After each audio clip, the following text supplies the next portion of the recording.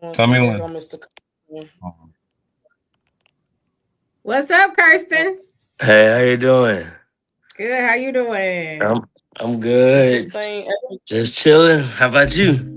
I'm good. I'm good. I was an hour early. Me too. We on.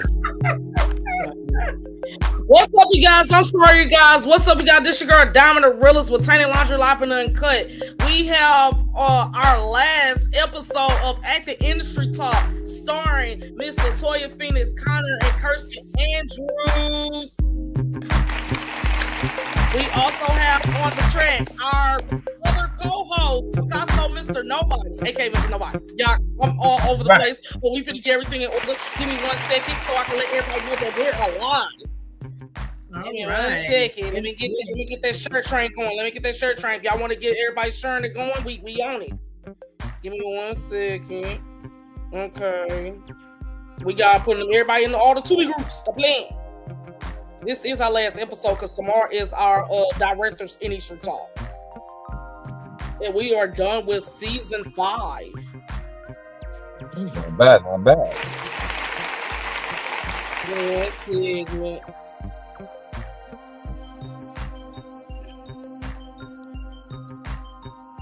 Okay, give me 1 second. Get everybody on here. Let everybody know we are alive.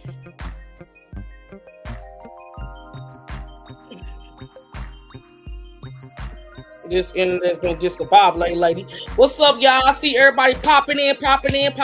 You can cut the music, Mr. Picasso. There you go. Okay. We have Curstin Andrews and LaToya Phoenix Connor on live right now. Mr. Curstin, please introduce yourself, where you're from, how you get in the industry, what you got going on. Well, as you know, I'm Curstin Andrews. I started in the industry of November of 2022. I'm actually from South Carolina. Grew up in Augusta, Georgia, and also now I'm at the point where I'm going on. I got a BT show that I'm currently doing right now. Then I got another TV show that I'm doing in March, which is a basketball show. And then I got my movie that I'm doing, which is pole dancer. I'm playing the club owner and the nerd boy. So I'm doing a little bit of both. So that's pretty much all I got so far. Okay. That's what's popping. Okay, Miss LaToya, introduce yourself. Tell where you're from, what you got going on before we get into it. Hello, everybody. So my name is LaToya Phoenix Connor. I am based out of Savannah, Georgia. However, I frequently work in the Atlanta, South Carolina areas. I am an actress. I am also getting into hosting as well as production, things like intimacy coordinating, as well as script supervising. So keep a lookout for that. And I've actually had 2 projects drop within the last week. They're both on Tubi. Go check them out. One of them is Bishop Bling. I star in that one, 180th Street Films, as well as Love Don't Pay the Bills, Silk White Productions. I did a little cameo in that. Was you? Oh, I'm like, wait a minute, is that LaToya or I'm tripping? Yes, you can actually follow. You can follow me on Facebook on there. I also have a premiere later this month. Premiere. On the 28th, a film that I did called Duplicity. It is a LGBTQIA thriller type movie, and we'll be doing the premiere in Atlanta for that on the 28th. So you can get tickets to that. The link is on my page. So Okay. yay. Okay, so overall, let's congratulate y'all. Y'all popping shit. I love this. What I'm doing with this Acting History Talk. I didn't interview so many actors, actresses, directors on this podcast for these past 5 seasons. When I say y'all popping shit, y'all get into y'all in the acting game, you know what I'm saying, taking the craft seriously, expanding from acting to directing and producing your own scripts. Like, stop playing. I congratulate y'all. Thank you. Okay, so Before we I'm get to actually also cast in Curstin skits as well when he gets around to. and where's my DM, sir? Oh, well, yeah, we do have a storyline that I learned from Country Wayne. So when I was on his set, he taught me the ropes on how to begin, and then I just took over and started doing my own. So I was like, okay, but Mhm. I got you though. You know, I got you. Okay, so overall, how y'all think this industry? Well, how do you think this industry should improve now? How do y'all feel about what's going on now in the film community? Mm. Ooh, that's a good one. It get a little messy on here, but we keeping it cute. You know what I'm saying? Yeah. Yeah. I mean, from what I've understood, even, post COVID in the industry, I feel like a lot of the things that they do to actors in the South and the way that they don't take us seriously should definitely be highlighted. As far as, you get to do co-stars and guest stars and all these other things, and they like dumb that down. They water it down a lot for us, especially when you're doing like network type TV stuff, so they can actually pay us less because they see us as less than, which I get it. My acting coach, she tells me like, LA training, it's a beast. New York, they don't care who you are. They don't give a shit. Like they don't give a fuck who you are. Like you could walk in and you Denzel Washington. They're like, okay, but can you act? Like they just don't care. But at the same time, there's a lot of us in this industry that actually are taking our craft seriously. I stay in classes. I have a one-on-one coach.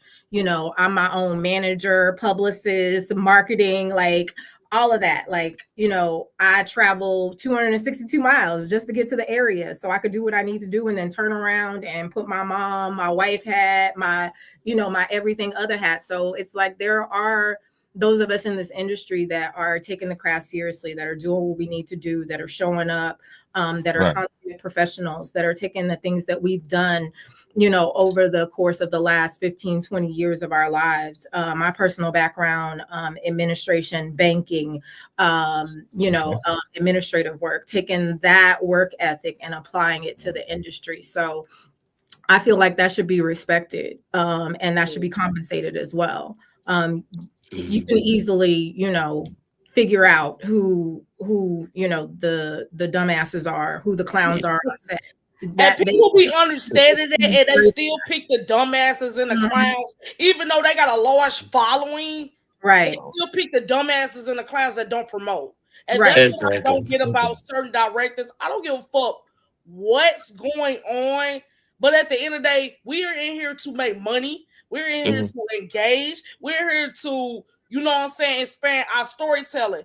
We just not fucking off 15, 20 bands just because somebody want to be in the fucking movie. Right. Yeah, I mean, y'all got a point on that one because I've been noticing a lot of Atlanta. To be EP. Yeah. If Atlanta's I'm different. lying, if I'm lying, please slap the shit out of me. No, you ain't lying. Atlanta different than like she said, LA and New York, because New York, they'll take anybody and they take serious people. They But I make didn't even sure, get like up she in said, LA, goddamn, because I'm trying to expand my goddamn career because I'm with the shits. that's why I said I know I told my manager, I said, look at here, my Atlanta days are over with. I didn't roll with them since 2022. It's time we to head to New York and Chicago. So I said Atlanta has been doing the same dominant people as I've been watching and noticing, especially when it comes to the award show. They nominate the same dominant people. Like there is nobody else that lives here. I'm like, why are they nominating the same people? Because I know one guy I talked to, he said that The directors that you talk. I ain't gonna throw no shade on people on directors and stuff like that. I No, like not that. some of I'm just the saying, it's like these award yeah. shows. It's like I used to do like me, for instance. I did the award shows here, but we don't really. We have actors in St. Louis, but they're like at the beginner level, if that makes any sense. I think it's a few of us. Like I've been in like going on 13 movies now. This will be my 13. Next month we'll be shooting my first film to go to retirement, and it's been a lot. It's been a journey. We got certain directors here in this city, but it's not like how it's fluctuating like Atlanta, South Carolina, Greensboro. You know what I'm saying? Those type of cities that's be with their own, they try to put their own on, put their people's on, but Yeah. everybody not like that. It's just you Yeah. gotta be going out of town or up in fucking Hoopsdale just to get a freaking lead role. It's like, bro, Yeah. is you cool? Yeah, like she said about the money, they think of less of us, so they gonna pay less of us. And how I feel about it, a lot of people have asked me to come out to be on set for more than one day for a less price. I'm like, I got a 9 to 5 job here, so it's either that or you gonna pay me more than what I supposed to. Because if I have to quit my 9 to 5 job, you have to pay me enough that I still have stability in my life because I got bills to pay. So do you. I ain't trying to say that you don't, but I'm for not me doing to quit, sugar. I'm not doing I have to be sugar. paid No, enough. no, I'm not Well, doing and I mean, that. even speaking to the, like that kills me. I'm not a big social media person. I kind of segued into social media when I started being on set, when I first started doing acting, and that was kind of sort of like the norm. You're Yeah, doing background, everybody's like, hey, you want Instagram? What's your Insta? Da da da da da da da. I got Instagram to track my 16-year-old son. That's what I got Instagram for. I wasn't trying to be no influencer. I wasn't yeah, trying to, get all these numbers. But it's crazy to me that they really and I mean, I get it from a business perspective. I get it. The more people that actually watch your movies, the more money you make. But at the same time, for you to put a stipulation in there to where it's like, you don't even want to see me audition for your project unless I got 10,000 plus followers. Like, okay, definitely. so they shit. They don't go to class. They don't know how to act. It's like they don't take the industry professionally, but you're not even going to extend me an invitation to, like, I can't even apply to even see if you like my work for anything else within your production, just That's because real. I have 10,000 followers. Like, That's real. I'm not a gram whore. I'm sorry. I'm just not. That's real. Brand whore. I'm fucking sorry. I'm just not her. I'm Brand not whore gonna is be that insane. person. I'm not gonna be the person that's just constantly trying to like, oh, I gotta get my numbers up. I gotta get my numbers up. I gotta get my numbers up. I mean, I get it, but at the same time, it's like there are people out here that are actually training. There are people that are actually taking this seriously, who are actually going to come to your set and, actually do the work and not, not have this whole diva like, oh, well, you're lucky I'm even here. You're lucky if I even show. But then you want to complain that these people are difficult to work with. That's You real. pay for That's it. real. That's I real. mean, what did she say? But let me ask a question. Okay. She Hold on, ain't let me never ask a lied question. though. She ain't She never lied. don't, and she won't. Cause it's a Yeah, lot of, but like she said, the followers are now what I'm noticing too at the same time, because they'll choose people on a higher level that got a bigger status. Cause like she said, they gonna want to see the money come in, more views, more money, and that's why they be choosing these high following. And I be looking at some of Yeah, these people don't NFL want to players. promote their own films. Everybody else do it. And I feel like it should be like that. The same stipulations you give the supporting in the extra background is the same shit you need to be doing with the celebrities. That's the rappers y'all, you know what I'm saying, hire, or the high top price models y'all hire. They got to have the same stipulations that we have as a lead, a supporting or a lead support, whatever the case may be. I just feel like all rules shall apply to everyone. I don't give a fuck your young job. You got to promote this film. Fuck you Yeah. talking about? Because I remember when I was working on BMF, it was one rapper and it was one NFL player that ended up being in a series, and I was like totally shocked because I was like, had they even had any training? Because they had me be a stand-in for Lil Baby, which kind of shocked me because I don't look nothing like him, but they had me be a stand-in for him, and I was like, did he ever had training a day in his life before? Y'all just chose him because that's who he is. Yeah. And that's what it was. And then when I seen Lamar Jackson come in there, I said, wait a minute. Now they just throwing in people at this point. Then Sky Jackson ended up being in there. So I was like, okay, yeah, I see how this gonna go. What you say, Picasso? I couldn't even hear you. Your thing, you just put up. Oh no. What I was going to say was, do you guys actually hear that a lot on set? Like, do you get that? Have you ever heard somebody like come out like exactly what Toya said, basically? I haven't heard it, but I seen it. Okay, Absolutely. damn. So people come in with a diva complex. Mm-hmm. Yeah, either that or they're complaining because either the person's late, so they got to push production or they got to move this, or, it's just kind of like, oh, we're waiting for such and such to show up. There was a certain big name. I won't drop it, but yeah, it's just like we kind of sort of had to wait, till that person got there for them to be able to film that particular scene. So it's like the rest of us just were kind of sort of like, okay, well, it's like, oh, we're going to pay you overtime. Okay, but like they don't have to like be respectful of y'all time, because y'all would cut me in a minute. Right, Y'all would right. cut me in a minute. Like I ain't nothing, nobody, which I guess I'm not. Because I don't have 100, 200,000 followers, whatever the case may be. But it should be respect across the board. I should be held to the same standards that they're being held to. I agree. We happen to be on set for 5 hours just because they decided to be late, but we're needed for the scene. That's unacceptable. Unacceptable. Because you would have been like, no, your services are no longer required, and you would have put me on a blacklist. Sorry. You can say that again. I'm gonna say it to everybody. Be careful the bridges that you burn today. Because just because I'm nobody today don't mean that I ain't gonna be somebody that you gonna Toya, can you please can I get no? Hey, oh, okay. Hey, what I say was speaking the truth right now. Ooh. Mm-hmm.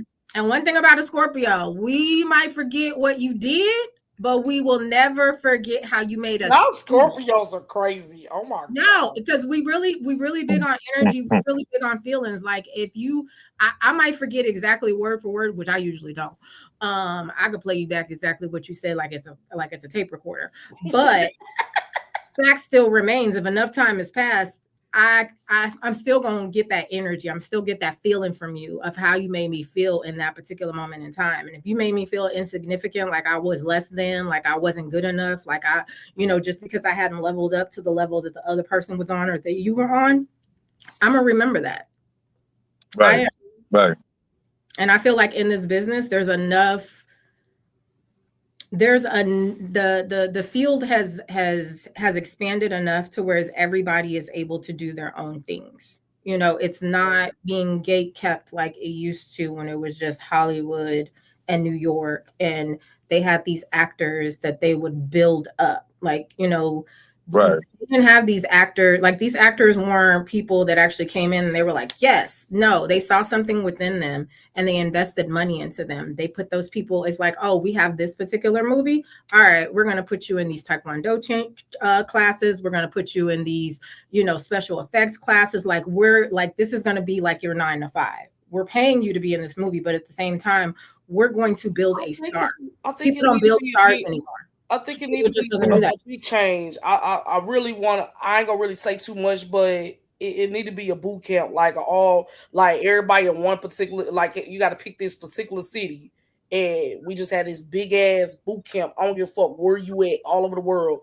You come in this city, you be here for a week, and we doing, like you said, the audition situation, how the feel the emotion, the complex. It's a lot. I got some stuff for the worst. I ain't gonna say nothing. But continue, Miss LaToya, because baby, what I say. No, I'm just saying, like they used to build those stars. Like you have like stars like Marilyn Monroe, and you have stars like Tom Cruise and Julia. Like they built them. The studios built those people based off of. That's why you see them in some of the, like a lot of the same movies. These A-listed movies, it's hard to get in the motherfucker. Yeah, they branded them. They built them. It's like, okay, well, we have this coming up. We need you to know how to sing. We need you to know how to dance. We need you to know how to two-step. We're gonna pay for these people to do these types of things. Whereas now it's okay, well, I'm looking for people that actually already have the talent. So it's like, and a lot of the times you're right. People are executive producing their own things. A lot of people are writing their own things. A lot of people are, directing their own things. People, they say, hey, if you got a phone in your hand, you can make a movie. iPhone is making it to where it's like it's like you could just shoot your shot, like literally. Your shot and your actual shot. Like you can shoot both. Yeah. It's a balance with this acting shit now. Like these past couple years, I have like synced a lot of shit.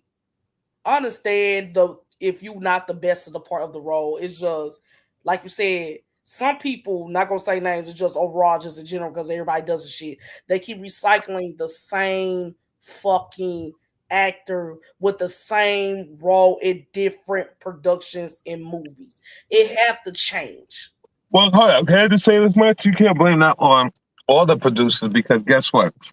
A producer may see you and be like, "Oh, I want her to play Lady Cop."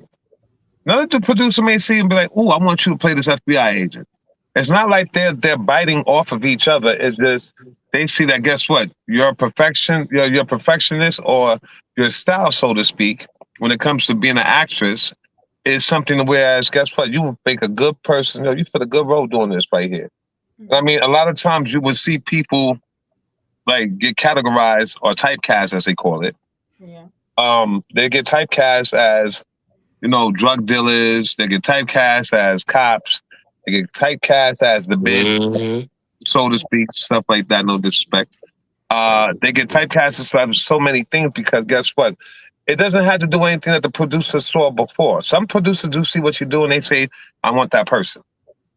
Other producers, what they do is they look at you and they be like, "Oh yeah, you're perfect for this one." You know what I'm saying? Like I don't have people do that to me. Whereas might be like, "Yeah, can you play a cop?" I bust out laughing. Like, I mean, I can't even buy a bag of weed without somebody thinking I'm a cop.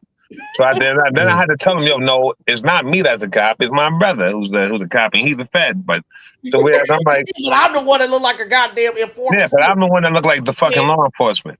And I deal with it the best that I can because it is what it is.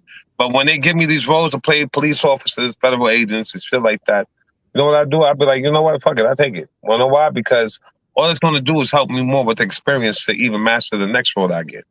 Absolutely. I've seen a lot of Tubi actors like that. Essence. I think that falls into like we your finna get on that term. We finna get on that term in a second. How do y'all feel about people labeling us as Tubi actors? That's like dawning me right now. Like, I mean, you gotta take it from Crystal the doll. They named her Tubi Queen, so how do you think she feels about it?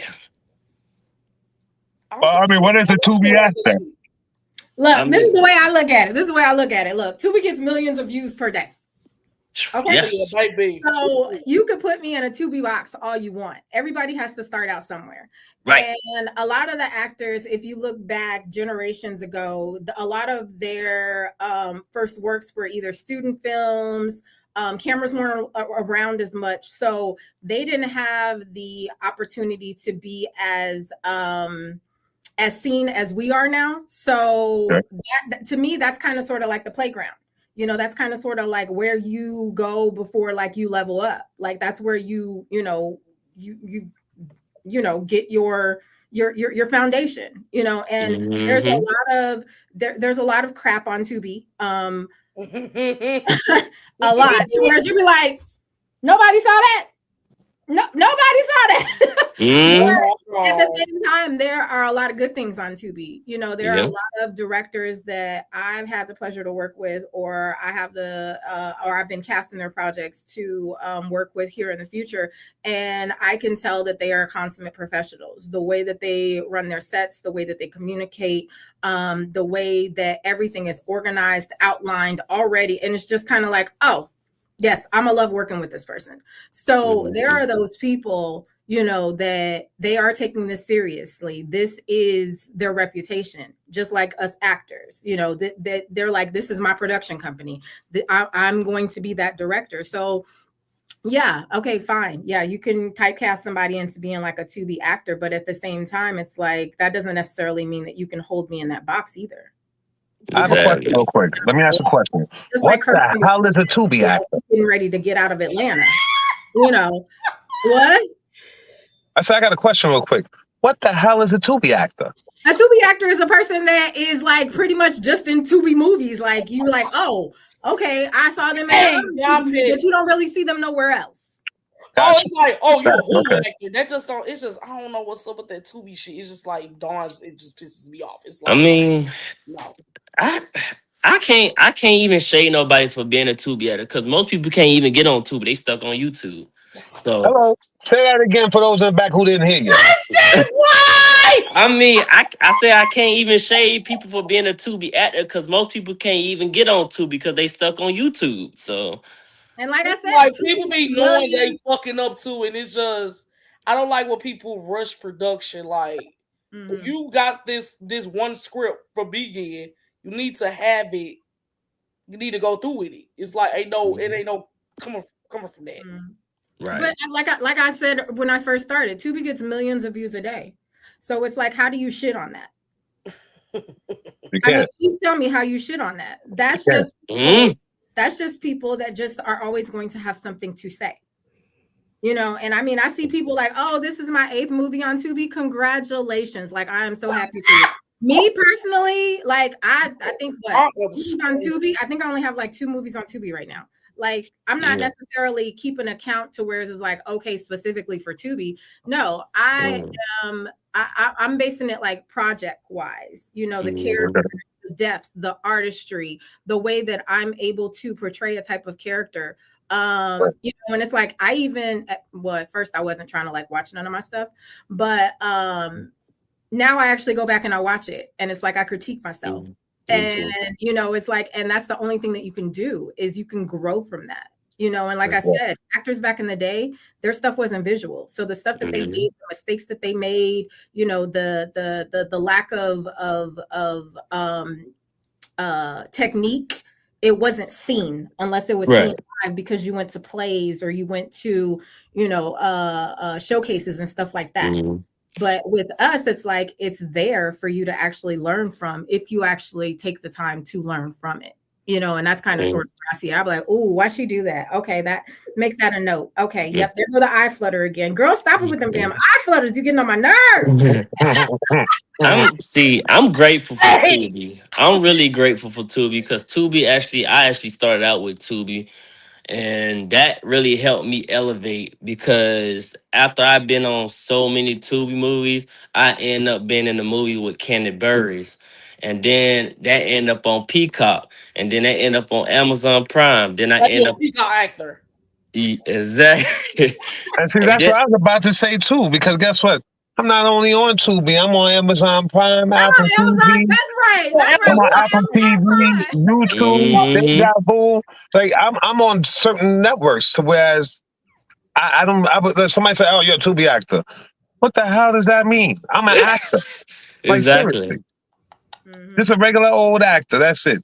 Most of Tyler Perry people came from Tubi. Like, So That part I too. mean, that, and if you think about it too, or I mean, this just may be like a personal thought of mine, but I feel like a lot of directors and writers actually do go to Tubi to kind of sort of define like who they're looking for their next projects, because sometimes now casting I'm doing it. Now I'm doing it. they can be so expansive. Like it's like if I know exactly who I want to lead in my movie, you know, like I can go ahead and reach out directly to that person, you know, and maybe I have like a wish list of the top 3 people, you know, but again, that's allowing us to showcase our artistry as well as our ability to act and be in the moment and so on and so forth. So for me, I just feel like it's a lot, you know, like a real life showcase, you know, of your skills that is reaching millions of people across the country. Like to me, that's not that's not shade. My list of my talent database is longer than Mississippi River right now. When I say From where? I categorize it from these are the people I want in leader supporting, and you know, go from there. I got it literally categorized in different shit. But where did you get it from? Bitch, the nurse that you know, I got the stuff categorized. But where'd you get it from? I got it from Facebook and television. Exactly. And the people I also work with on set, like I didn't actually talk to these people like, hey, what's your day rate? You know, or you negotiable, shit like that. It's like, okay, this is where they located, this is what they require, and this is their day rate. Some people don't have a fucking rate at all. I didn't even have a day rate at first. Now, when I know this going to retirement, movie is going viral. I know it is. My day rate, I just gotta, I already know what's gonna happen when the trailer comes out. Right. It's my first role Mhm. that I am as a queen pin. Mm. Yeah, and Okay. I'm just starting to have a day rate. I never had a day Actresses rate need to at prepare all. better for their roles. Facts, facts, facts, Jones. Facts, facts, facts. Yeah, I ain't never had a day rate.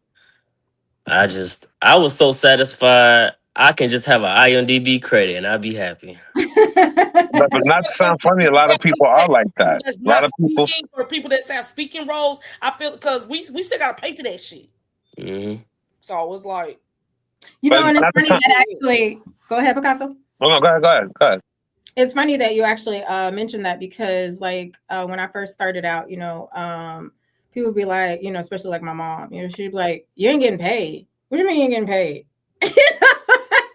And maybe it's just I'm unique from the perspective. I understand it from a business standpoint, but like I would tell her, I'm like, I'm getting IMDb credit. So that's kind of sort of like, my resume. I was like, and then on top of that, they're paying for the DP, they're paying for the producer, they have the scripts, they're paying for the locations, they're paying for food on set, so it's like all of that has value. You have like these real creation companies now that are putting it out there for actors that don't have like any type of speaking roles for their reel to be able to submit, when they actually submit for a role. Those things run like $3,000 to $6,000 for them to write a script for you, for them to, record it, have somebody else in the scene for you, for them to edit it, make it available to you. Like there's value in that. So it's like it's not that I'm doing it for free per se, because after everything's all said and done, like I have that and I can add that to my reel, and that's going to get me to the next level where I need to get to. And I feel like that's actually done that now, to where it's just like I have people reaching out for me for roles saying like, "Hey, what's your day rate?" Like, "Oh, I have a role for you, I want you to be in my movie," this, that, and the other. But I had to start somewhere with that. And like I Right, always right. recognized that there was value in that, because that production is paying for that. I'm not paying for it. I'm just showing up and doing my little portion, Right. but at the Yeah. same time, that's not free, and it's like I feel like everybody wants to be like the actor for like the monetary amount, but they don't want to see it from either the other perspective, or Right. we don't want to see it from the actual artistry side of it, to whereas it's like, "Oh, I just want to be famous. I just want to be famous," and it's like, "Oh, I just want to be rich and famous," so, but it's like the production's paying for that, it's like to feed people, have makeup, special effects, all of that stuff, depending on like your level of your production, all of that has value. facts. And if you're going to be a part of Think that, you're benefiting from that. versus not to cut you off. What y'all think like how y'all feel about SAG and non-union? Like, what do y'all think y'all pros and cons of that? Like, if any, are y'all any and y'all in SAG right now, or y'all just non-union? Non-union. Non-union. I I mean, don't want to be a SAG. First of all, let me just say this much. I do not want to be a SAG actor. And I know people be like, "What? You're cutting yourself short." No, I'm not. Let me explain to you why I don't want to be a SAG actor. Because when the pandemic kicked in, guess what they did? They stopped all those actors from actually trying to sit there and do movies, and told them, if you do a movie while we're on strike, guess what? We will find you like $1,500. And they were doing these people kind of dirty. Okay? It was better for the independent films, because the independent filmmakers, guess what? They got out there, they did what they did, and they brought it home when Hollywood shut down. So I'd rather be an independent actor, because, I mean, don't get me wrong, it's always good to be in the union. So I don't want to discourage anybody from being a SAG actor. It's good to be in a union, especially if you're going through whatever the case may be. But when they tell you you can't work, and they find out you work, when they shut shit down, you're gonna be paying out the ass. And for me, I feel like this. Why do I need to pay you if I'm the actor showing up, doing what the hell I need to do in a whole 9 yards? So whereas I don't even got a manager. So what the hell do I need a manager for? If I'm not using a manager, I gotta pay, which is not a bad thing, by the way. But if I'm not using a manager and I'm doing everything myself, who are you to tax me to say I cannot work? You don't know if I got bills to pay. You don't know if I got ends to meet, to where I can't have somebody telling me, "Oh, because I work as a SAG actor, the coalition says you cannot work for whatever time." So I'd rather stay independent. I mean, Same thing as yeah, me. Same thing that's as me. true. I'd rather be SAG eligible, but not SAG, fully SAG. I couldn't. It's too many Like, you restrictions gotta going pay on. 5 bands a year for that membership shit. Not. I don't think 5 bands a Five year. I think bands, but yeah, I don't think it's 5 bands, it's but like 1,500 for Atlanta. mhm. Yeah. Okay. My position on SAG is this, which I mean, I've heard this in acting classes and like it makes sense. Once you leveled up to a certain level where you're making a certain daily rate, SAG makes sense. Right. Just because SAG, there's a lot of protections in there, like independent gets away with a lot of stuff, That part. lack of intimacy coordinators, not feeding you for 9-10 hours out of the day, you having to get Mhm. wet, you having to show up extra early for a call time, you having to have less than a 12-hour turnaround time, before you have to be back on set, but you expected to perform as if you got, 8 hours of sleep, but you really only got 2. Fuck no. So SAG definitely protects you in a lot of different ways. But once I get to I'd have to be to a certain level where I'm like I have an agent and I'm getting like big named stuff like on actual networks where it's like a series regular on like a Chicago PD, Right. a Grey's Anatomy, something like that, for it to make sense for you to join SAG. If you are not consistently booking those types of roles, it doesn't make any sense for you to join SAG because you're paying more into the union than you're actually going to make if you were to be able to do independent and have the option to choose between the two. Now, SAG eligible is always good because you do, again, have those projects where, according to their agreements, you have to at least be SAG eligible to be able to be cast on their projects. So I would say that is that's a good goal to have, is to be at least SAG eligible. So that way you do have the option to be able to do one or the other. You can do independent until it doesn't serve you anymore and it actually serves you more to actually go into SAG. But again, that's like levels. I always say there's levels to this. Yeah. Yeah. That's why I said once I get SAG eligible, I'm stopping right there. Yeah. I ain't going no further than that. Oh no, she gonna be SAG. Don't play with me. She definitely gonna be a union member. She in there. So we're gonna get into the deep diving questions. How do you feel? How do you approach the initial character breakdown when you first receive a script? What's the first physical choice you make for a character? Repeat that question again. Oh Lord. How do you approach the initial character breakdown when you first receive a script? What's the first physical choice you make for a character? Ooh, that's a good question. So the first, okay, so I gotta think about it. So for me, I basically look at the character and I read through the entire script and kind of sort of do an analysis to see exactly how that character is interacting with the other person in the scene. And then from there, I base it off of how I would respond to it. Okay. And then from there, I feel like you could play with it from there. Yeah, to me, I feel like that's going to be the most authentic, is like you. Okay. Like they always say, like, oh, I see your acting. I can see your acting, like, it's like, so it's like, how do I relate to this character and what are the ways that I don't relate to this character, and it's like, one of the hardest things for me is to not judge a character just because I'm judgmental, but I'm working on it. yeah, to me, that's what I normally do. Like she said, read the whole script. With me, I read the action part. If you get the whole script, which is another BS thing that I don't learn from my acting classes, because in California, you get the whole script. Here, you only get sides. So you don't even get to see a full picture of the character. Yeah. Okay. Really? Yeah. I mean, are we talking about for auditions or are we talking about once you're cast? Oh, well, that's what I was asking. Either or. Either or. Oh, okay. Okay. Either or. What about you, Curstin? I was referring to for audition purposes. Oh yeah. What about you, Curstin? I mean, like she said, I analyzed the whole entire script. I have to read the actions for me to understand what my specific character is doing and how he or she's feeling.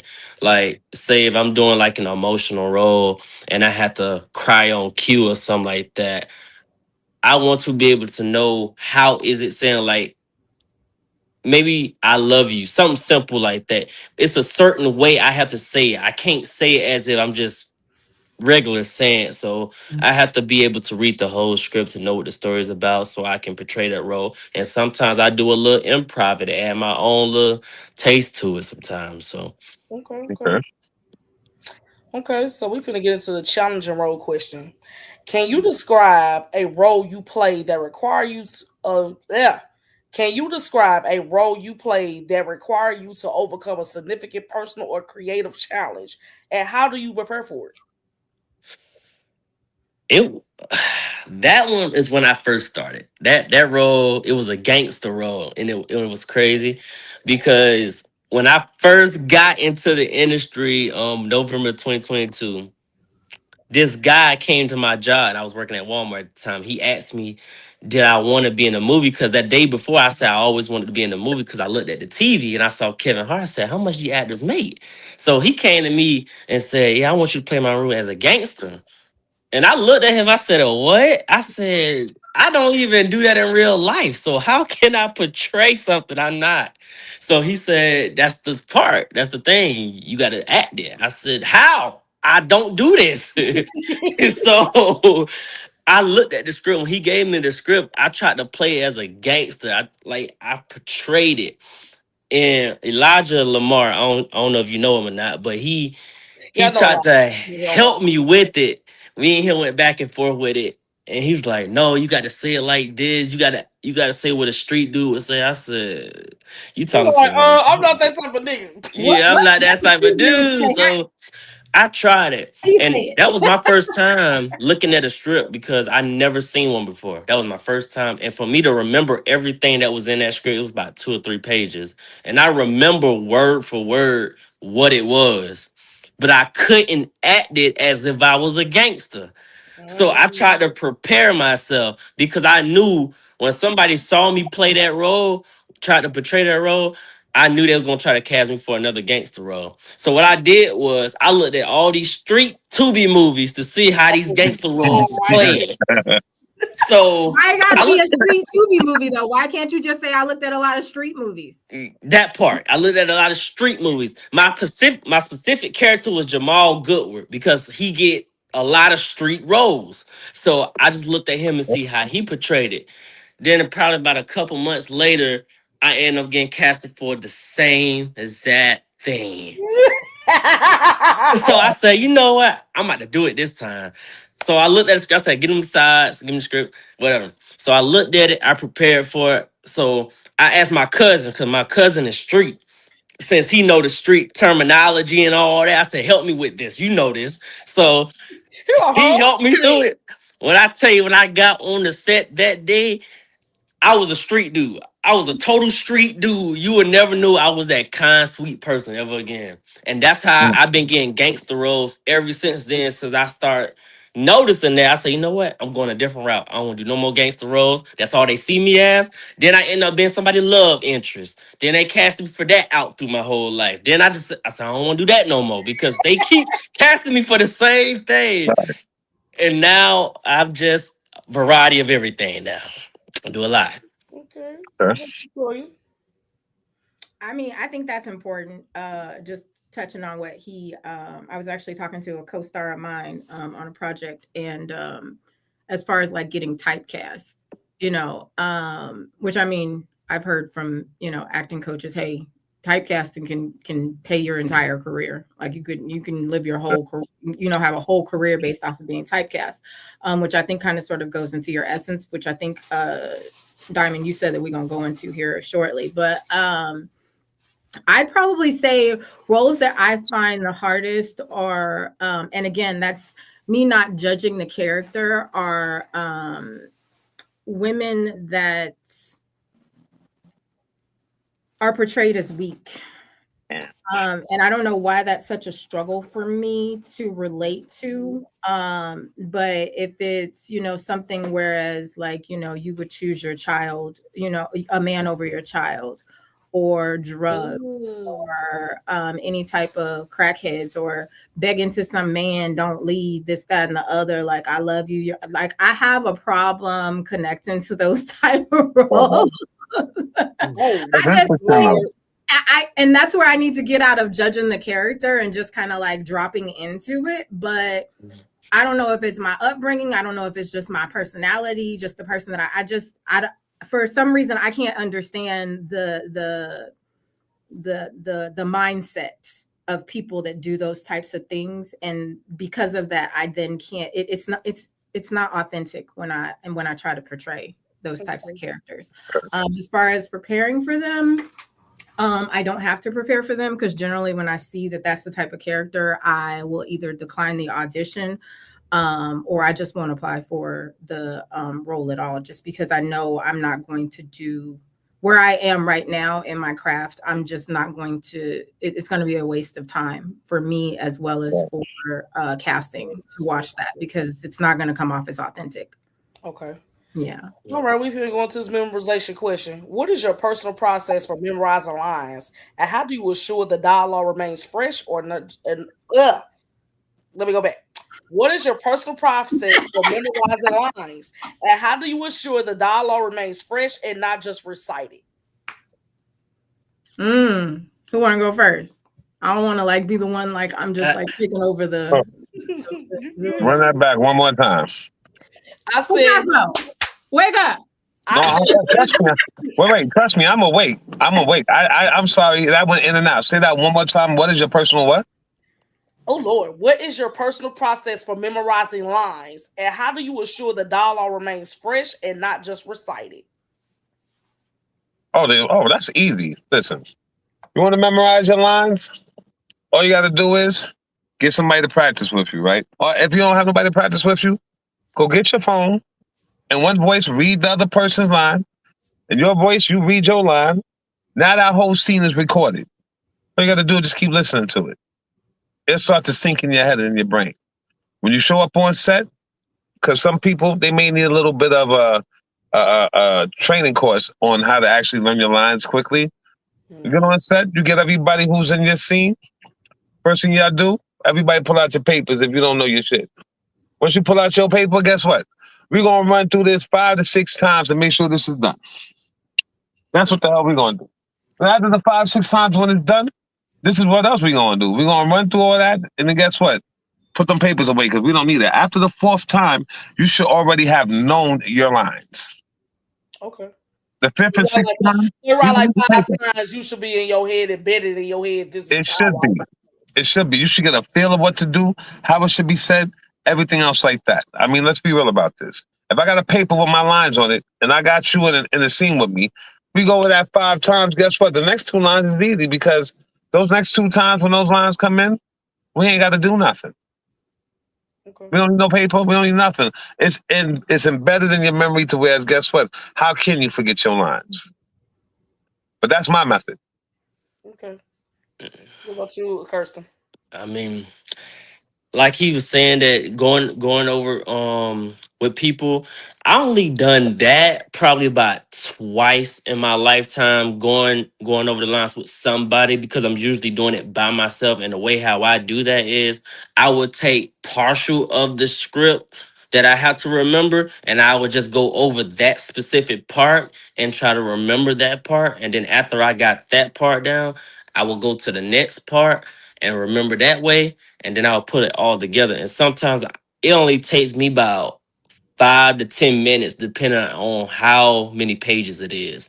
Because just like I said, when I first started out and I had my first script, I somehow remember that within 5 to 10 minutes. And it was amazing, because I had a bad memory in high school. Couldn't remember nothing. So okay. It's like now my memorization is so good where what I do is I take my script with me sometimes to work. Like if I gotta film probably about 2 or 3 days from now, I'll take my script to work. Like I work at a mental facility, so we're more relaxed. Relaxed sometimes, depending on how they days are. We'll sit there sometimes. I won't be doing nothing. I sit here with my script on my phone, and I will look at my script there. Then I will take it on my break, and then sometimes when now I ain't supposed to be doing this. Nobody ain't never heard me say this, but I'm gonna say it today. I will look at it while I'm driving on the way to set. on the way to set. And then when I parked my car in the parking lot, I would sit there for 10 minutes. I would read it, and then I would take it with me on the set. So when I read it again, I read it all day until when it say action, I remember everything that I'm supposed to be remembering. Okay. All right. So what you? So I have a few different methods. I have the script rehearser app on my phone.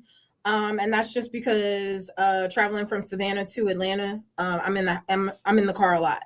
Okay. So I choose to utilize that time. So I'll usually have my stuff logged into my script rehearser so that way I can play it while I drive. And there's like a few different settings on there where it's like, it can either delay it, and then play your line, or if it's to the point where I'm actually going to film, I won't even have it playing my line at all.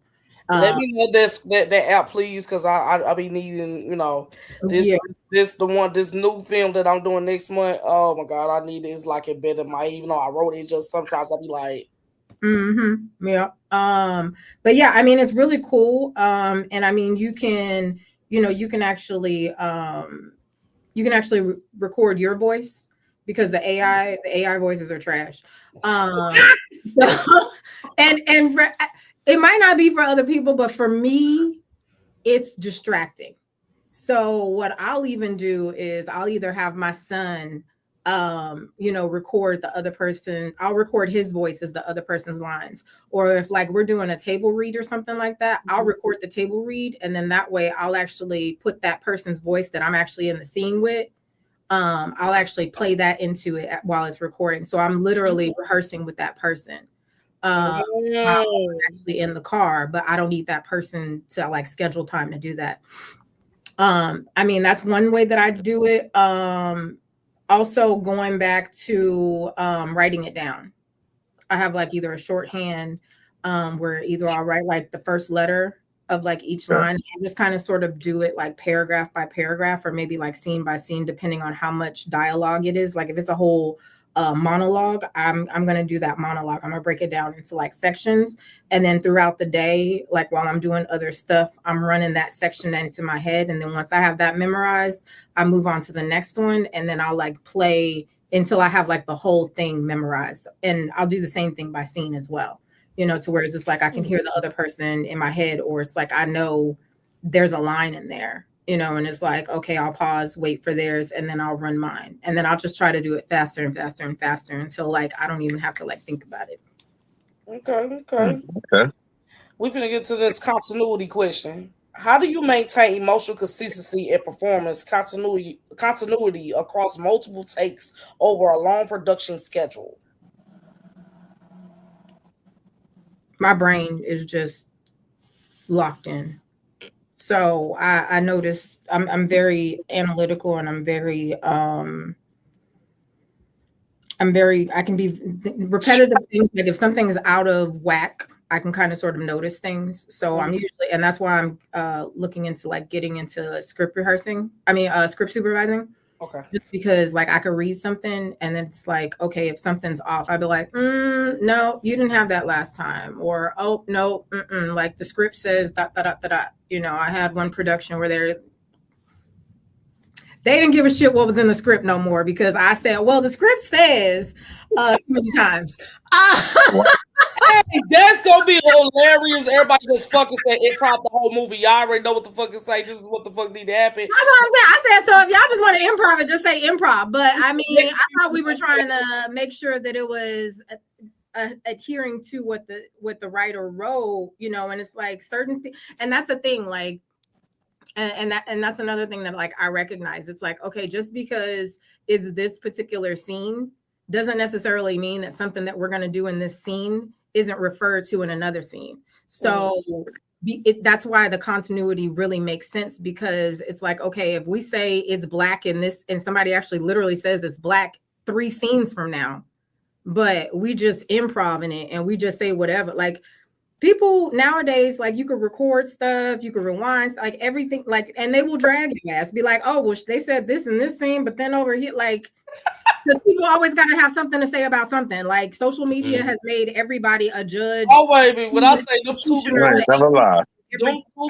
Everybody does. Yeah, so it's like, as far as like continuity wise, and that's why I try to like read the entire script to where it's like, okay, well, in order for this to make sense, we have to do this, so I also then lock in that moment and try to recognize while I'm in set, while I'm in that moment, while I'm in that character, now that I've dropped in different things that I may decide to do in that particular moment. Do I have the chain of my purse hanging downward? Am I holding it with my fingers inward versus outward? Because I know we're going to have to do multiple takes of that, from different angles and things that, and I may not be in all of them, but not, you may get a corner of me, or, they may do a dirty shot over the shoulder, so it's like, if I'm throwing up this hand in one scene, but I'm throwing up this hand in another scene, but they dirtying it over the shoulder, it's not going to make sense. So it's like, I make a mental note in that particular, but that just may be because of me wanting to make sure the projects that I am in are the best that they can be. But not everybody has that work ethic. Okay. Right. What about you, Curstin? I mean, I'm really big on continuity. I know there was one project I was doing I was on production assistant on, and somebody was doing props. It was handling that sort. And so one thing I like to do as a production assistant, even though I'm supposed to assist what was going on, but I also like to be with the directors and the assistant directors and looking at the monitors to see what's going on. And I noticed a couple shots, there wasn't a water bottle in the background. But that last shot that they did, they said it was a great shot. So I said, hold up, rewind that again. Because first of all, I know I ain't just saw what I saw in the background. And I said, let me see this shot. Let me see this shot. Because I like to compare the shots, making sure I'm not tripping on what I saw. So I will look at the shot they shot before they shot that shot. And so I said, okay, that's good. And then I look at this one. I said, why do I see a water bottle in the background? Why? And was that meant to be there? I said, now y'all got to redo this one over because y'all wasn't satisfied with this one, but y'all was satisfied with the one with the water bottle in it. So y'all gonna have to do again what y'all wasn't supposed to do. So they was upset and they had to do it again. I was like, yeah, I caught that because y'all wasn't paying attention. Where's your props manager at? That group gonna catch that shit like Exactly. And that's the main reason why I like to hang out with the directors and the assistant directors after I'm doing what my duties are. Because I want to know what's going on too. Because just in case y'all miss it, I can catch it too. So. Okay. Some people take that personally, though. Oh, yeah, they do. They take it personally for real. Be like, oh, man. It's like, I'm trying to help you out. Mm-hmm. They take it personally. What you think about the continuity situation, Picasso? Fuck it, I'm with anything. I'm gonna be honest with. Look. Let's not even bullshit each other, right? When you're out here and you're acting in these movies, TV series, if you're doing voiceovers, whatever the case may be, you know that in life. Listen, there's things that happen in your everyday life that you don't get a chance to go back and recorrect and things like that because it's unscripted. So when you have a script in your hand and you're trying to sit there and you're trying to do something, it's best to go the way how everything follows through. Because when it comes down to it, you can leave out something and guess what? It will throw the whole scenario off balance. Because I've seen it. Listen, I just recently did a movie, right? And the director didn't have, I don't know if she didn't have enough space, whatever the case was, but she wasn't able to shoot certain scenes, which is always understandable. You have directors who will say, yo, listen, time is an issue, or the place where this is at is an issue. It could just be anything, right? They may have a family emergency, whatever. To where certain scenes won't be shot. But to whereas nobody knows that whole script except for the director and the person who wrote that, if it wasn't the director. So I feel like this. If they want this stuff, if they want all this stuff up in there, you gotta keep that up in there. You understand what I'm saying? Being consistent is something to whereas if you start following the bylaws to this thing, you know how much life becomes more easier for you? Seriously. If you start to follow all the bylaws to becoming an actor, actress, or producer, screenplay writer, guess what? That's just getting the basic fundamentals of how this is going to play out for you and the things that you need to know. Now, once you get them, it's up to you on how you want to go about it. Right.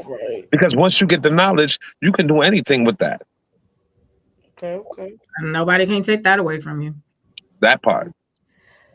I got a lot of stuff to learn on my situation next month. It's like I'm gonna be behind the camera, in front of the camera, on scenes that I'm not a part of. I'm gonna be behind the motherfucker, like continuity. It's like, God fucking damn, what the fuck? But yeah, brave. You are brave, is all I'm gonna say. Like, it's like this my first film. I wanted to be right. It's like I got the people with the cameras that's got the good quality. It's just I'm doing this shit. So it's like, yeah. Yeah, but I feel like it's like people... I'm very good multitasking. Even though I got ADHD sometimes, I'm good with multitasking. Like okay, when I'm not behind that camera, I'm right there, motherfucker, right there with that director, whoever this cinematographer, Yato, whoever the okay. That no song right there, that shit didn't move. It's gonna be like that. It's literally bitch in directing mode. It's like 4 days, 12-hour shifts. This shit gonna drive me fucking insane. But I got the actors for the job. You know what I'm saying? We may bring some more stand-ins in, and we gonna go from there. You crazy? Can I ask everybody a question? You have actors that have been in this industry for like 10 years, then gone through training classes, boot camps in Cali and New York, and been on all these shows. And girl, they don't get around to like directing themselves like a actual episode of something that they themselves are always also acting in until like that 10-year mark. And you doing it next month? Sheesh. This movie by yourself? You better bring in. No, I got different people in different things. I'm just saying when I'm not behind, when I'm not in front of that camera, I'm behind that camera. Do you have an AD? Huh? Do you have an AD? Yeah. Okay. I just want to make sure, I'm like, okay, y'all going right. Yeah. It just, at the end of the day, my money. Right. Fine. Yeah. 12 hours. We got 12 hours today to make all this shit make sense. Now hold on. I got a question for everybody. They try to put way too much into a day. So you end up like, Picasso was saying, you end up running out of time. And it's like, okay, well, we gotta either, rush it or cut it or Yeah. I just want to also learn as well when I'm not in when I'm not in acting mode at all, and I'm strictly behind that camera. It's the same thing because all my movies I might not be in the motherfucker. I'm, you know what I'm saying. I'm making sure that my shit is right. It's just this first movie, I put a lot into this project. When I say the actors I have on this cast, I didn't know I was gonna get, and so happily.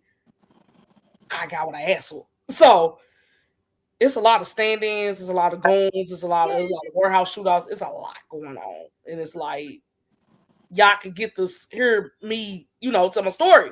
And it's like I always wanted be in this industry. I'm like, I want to play a psychotic, like not to say psychotic, like a big role. Like I was watching All Queen's Men. I'm like, damn, Marilyn, she a bomb ass actually execute this, those lines. I'm like, I want to do some queen pin type shit.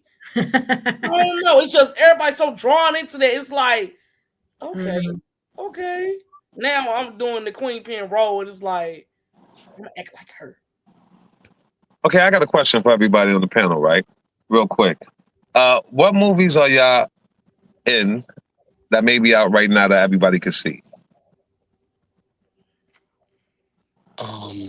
I got The Pass, the one with Candy Burris. I just got Love Don't Pay the Bills. I saw you. You was the damn. I saw you. Is that Curstin? Yeah. I was like, oh, there go Curstin. Yeah. That was my favorite one. He looked like he was about to fuck old dude up. Oh my God. No, I'm talking Blue Kimber. Blue Kimber. He when I say that's so. I say he a motherfucker for real in real life. Dad, he want to play the fuck out of a role. I'm like, okay. Then I got the movie Elijah, and then I got the movie Cali. I got the movie uh the Family Portrait. That's on All Be Okay. Um and yeah, we got a lot more coming. Okay. Well, I Okay. can't remember all of them, but I got a lot more. Baby Daughter 3 is out right now. The Housekeeper 2. Her Best Revenge. Ooh. Her Where Queens Meet. That is on YouTube. Shit. I got tongue tied today. I was gonna say, girl, you need like you need me to talk for you. I'm having tongue tied today. No, because me and my sister been on the road, like we've been driving, and it's like I've been cussing these motherfucking drivers out all day. I get that. God damn! Like the fuck? She be at me hollering the shit we be going through on that road because I do independent contracting. So like when I say them people on that road be looking on their phones, I be literally looking at these niggas. I be like, how you on the highway doing this? But yeah, it's been a lot going on today. But yeah, I'd be so tempted to like swerve a little bit in their direction to scare the shit out of them. Yeah, I'm looking like, bro. Oh! But yeah, we got a lot of movies coming. So I got 4 movies that's dropping this year. We got The Arrogant Bastard. We have Never Too Much. Damn, what else is popping out? Path to Redemption. And hold on. Wait a minute. Yeah, so we got Gangsta Daughter 3, Where Queens Meet, Housekeeper 2, and Her Best Revenge is out right now. Now or Never, Path to Redemption, Never Too Much.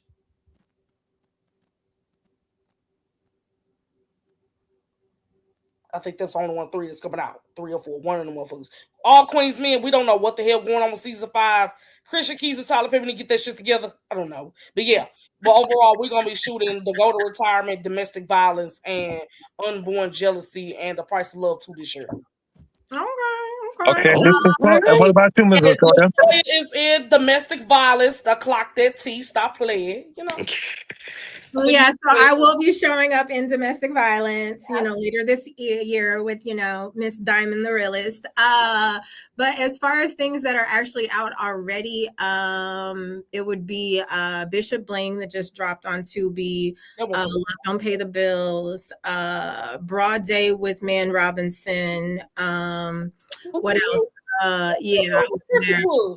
As a security guard. I didn't have any speaking lines in that one, but when is his name Diesel?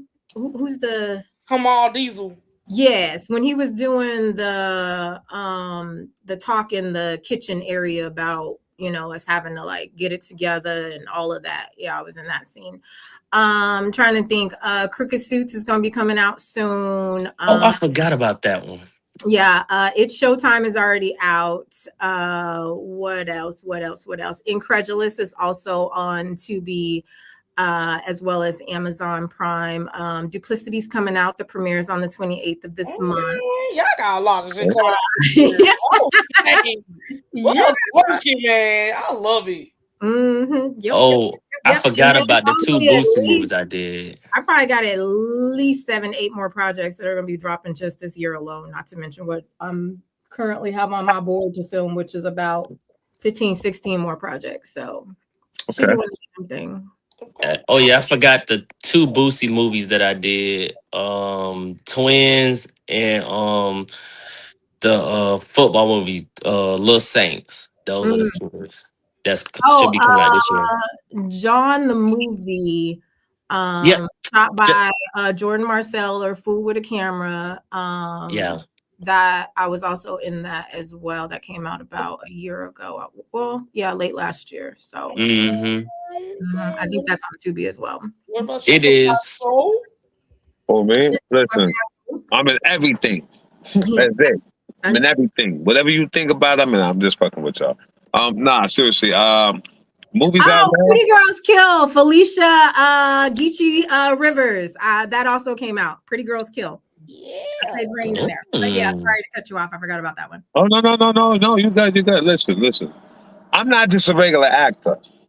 I'm kind of like an actor of all traits. So I mean, I got some adult films and I got some regular films. And I know a lot of people be like, "How the hell you bring up adult films?" Well, it's called acting. Sometimes you gotta fake it to make it. There you go. Okay. So when it comes Yeah. down to it, I mean, others now we're gonna leave that little adult film thing alone, but we're gonna Yeah, we are. we're gonna put on the regular acting. But let's see. Been in the Whore Next Door. That's out. Bishop Bling, Crooked Suits, The Committee 161, the movie and web series. I have I got about 8 more movies coming out this year. A Nike commercial that I'm waiting to drop, hopefully any day now, as well as a regular film production commercial. Whereas, I mean, I look at it like this: if you ask me to step up and be a part of something, I'm definitely with it. I'll never turn my collar down to just about anything. And I say just about because not all money is good money. I've learned that the hard way. Can't always jump to everything because you can be in the heart. But then again, I got to say this much. Sometimes the worst opportunity is your best opportunity. And I don't know if anybody really understands what that means, but sometimes you can be given the most horrible. Let me give you a prime example.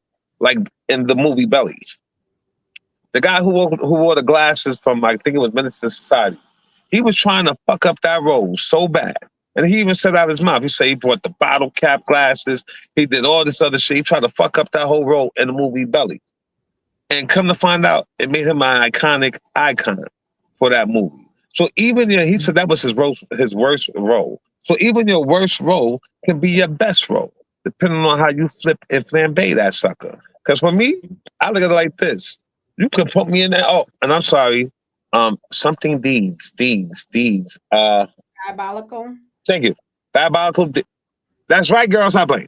Oh, we all in diabolical deeds. Blunt. Yeah. We all in diabolical deeds. Okay. Yeah.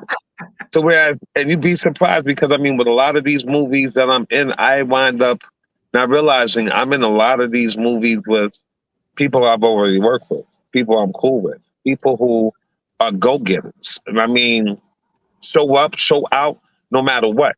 And that's something whereas when you're doing these movies, you have a brand to protect, just like the producers, they have a brand to protect too. But being in a lot of these movies, sometimes you have to turn down your collar to certain things. Like they want me to do a movie where it's on some old sex stuff. To where if I want to go back to doing porn, I'll go back to doing porn. Let's keep it clean, people. It pays more. I ain't heard that from me. I ain't saying nothing like that. I'm pleading the fifth, but I'm just saying. Which she ain't never lied, by the way. But when it comes down to it, though, I mean, seriously, certain things you can't always take. Like I took a role in a movie, and I ain't gonna lie, I'm glad the movie ain't never come out. Oof. I'm not even gonna lie to you. Listen, if I would have lied to you, I'd tell you something. Oh, it's all right. I'll tell you some bullshit. No, I'm glad the movie never came out because it was supposed to be like some tough, hard type of movie. But guess what? It was nothing but Comedy Central. And it was none of the comedy was funny to me. And I mean, my opinion is one of however many. But there's people who would do something. Anybody, listen, we all think it's garbage, whatever the case may be. And I mean, it could have went viral. Don't get me wrong, because people could have been like, "Yo, this is the most stupidest movie I've ever seen." But find a couple of good points. That kind of does happen every now and then. But sometimes, like I'm gonna say this again, not everything is for everybody. But I'm gonna lie. I have worked with each and every one of y'all. Whether y'all realize that or not, I work with each and every one of y'all. And when I say, yo, when you have the gift, you have that gift. Coming in this business, you have to have that gift to shine bright in these movies and help catapult them. A lot of times people come drier than the motherfucker. And yes, I'm going to say the way I say it. They come drier than the motherfucker.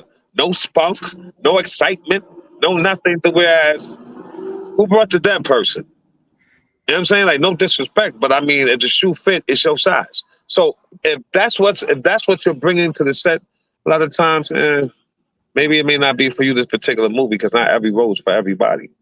So when it comes to certain roles, I may want a lead role. I'm not gonna lie. I used to want certain lead roles. Like, but damn, why they ain't pick me for this? Then when I start to look at how much it goes into being a lead role and all that good stuff, I'd be like, nah, it's not like I can't do the work, but I think I'd probably be better over here. But maybe the next go around, that would be my lead role. Because you can't dance at every dance. Sometimes you got to sit 1 or 2 out. So I understand the way how that go, but I'm in a couple of movies. In a couple. And to Latest add one? on to that, that's not necessarily every production is a good fit. Even Say outside, that again, please. not every production is a good fit. Even That's if they're right. not paying, there are a lot of creatives in this space. There are a lot of people that are looking to create their own thing, but just like they say, not everybody needs to be a singer. Not everybody and I mean, they say, like, just go out and do it. But at the same time, you have to kind of find your tribe, and Right. those types of energies of people with the professionalism and work ethic that aligns with yours. Because a lot of the times, sometimes you'll find out on sets, it's like, you know what? This ain't worth it. This is just this. They can take this lead role and kick it on down the road. Get on down the road. But yeah, I digress. I'm Did I gonna say digress? this now. I don't want to rain on nobody parade. But you done 22 movies, but haven't made $20,000 from it. Only working for exposure will not move the needle. Stop letting these indie filmmakers make a fool out of you. Get an agent and get a deal. Yeah. And that's what I'm saying. Like, a lot of people shit on Tubi, but at the same time, yeah, like getting an agent and getting to a certain level, there's different levels to this. And I feel like Tubi not having an agent, that's kind of sort of how you align yourself in those types of arenas, how you actually get admittance into those types of things, to where it's like you're being seen. I mean, because just like producers, directors, writers, they watch Tubi movies. I'm sure casting directors do too. So it's like, yeah, I could make money off of this person. This person's been in 20 movies, but at the same time, you have to realize that that person is taking you to a place that you wouldn't be able to get to yourself. And I feel like a lot of the times people don't want to pay agents, that little, 10%. But it's like, even with that agent getting you that 10, yeah, you got to pay them that 10%. Unfortunately, this industry is one of pay to play. Now, sometimes people want you to pay asinine, ridiculous ass amounts to play, and you just don't play with those people. But in some way, shape, or form, you have to pay to play. Whether it's classes, whether it's headshots, whether it's training, whether it's I'll say they $200 headshots. God damn. You just have to. It's this industry is that you have to pay to play in some way, shape, or form. And if you think you just gonna roll off your couch, take a selfie against a wall, or a selfie from the club, and no classes, no training, no nothing, and you just basically gonna be that person, you delulu. It just ain't. And you're giving the rest of us a bad name. So please stop. That part. Yeah, those subscriptions come in with that IMDb and them actors access. They don't want that. I be trying to faithfully hit my account. I'm like, God damn. See that 1999 try. First of all, my Navy Federal and my little Walmart situation be locked on the thing.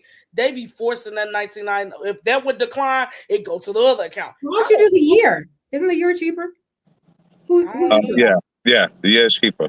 Yeah, the year is generally. But then they also got, you get 3 people on there. You get 3 people at $79.99 a month. I'm trying to get 2 other motherfuckers. We pay this $12. Yeah, that 1999 be like, even that. I didn't even mention that. It's like IMDb Pro. You got actors access. You got all casting networks. I think they're the most expensive out of all of them. I'm like, I'm not messing with y'all. I think it's like $300-$400. I'm like, that's insane. That's no. Right. There's just certain people I'm just like, you. Well, you said actors access? For casting networks is like. Oh, okay. I think I know what you're talking about, baby. When I say that motherfucker, that damn membership high as hell, baby. Mm-hmm. Higher than giraffe. Mm-hmm. Yeah. But y'all will catch it. Yeah, it's like I'm not messing with casting networks, but yeah, actors access backstage, all casting, your IMDb Pro, like all of that stuff. Like you have to have access to those types of things. And So no, that ain't make you do it. Okay, so $19.99 a month, $149 annually. That's based $12.50. Or if you do a 30-day trial, that's for the new users. $79.99 per month for 5 members. So where y'all is? So who want to pay this? Who trying to get on this group membership? We can get on that discount. We can get on that discount. We got 4. We need one more. I'm tired of taking this $19.99 out of my motherfucking account, goddamn it. I got one more question for you, right? Now, I mean, because y'all up there in the acting game, y'all in very good movies, y'all play very good roles. Someone wants to be a part of the movie industry. They come up to you and they ask you, what advice would you give them on how to go about being in? Now, this is a 2-part question. What advice would you give somebody who wants to be in the movie industry? And 2, if they wanted some help by you to put them on, would you? And if no, why not? That's a 3-part question. Whoa. There you go. I take the 3 parts. I'm half asleep and I've been up for 2 days. Lies detected. First word of advice I would give them is go to fucking acting class. That's rule number 1. 2. Oh, Hold up, you took acting class? Yes, I took acting class. Oh, okay. I ain't lying. I would be offended if I were you. Got into the game. Now I know what be offended. I mean, some people have been at the class and they have been in 30 fucking movies. Please understand. And they're just a natural. Okay. I mean, I would. Have y'all seen that cartoon where it's like it has the window for the auditions and it has the window for the acting classes? And the acting class, there's no one in line, but the audition line goes all the way out of the frame of the cartoon picture. Okay. Just basically speaking to the fact that no one signs up for acting classes, but everybody's at the audition line. That's kind of sick. Yeah, it was very accurate. Do you know how to act?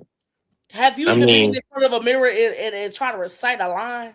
A movie, something like what I did a couple weeks ago. I just, it was off a movie. I think it was Crystal Doll. I guess it was I think it was her what the fuck is Tattoo Man Page.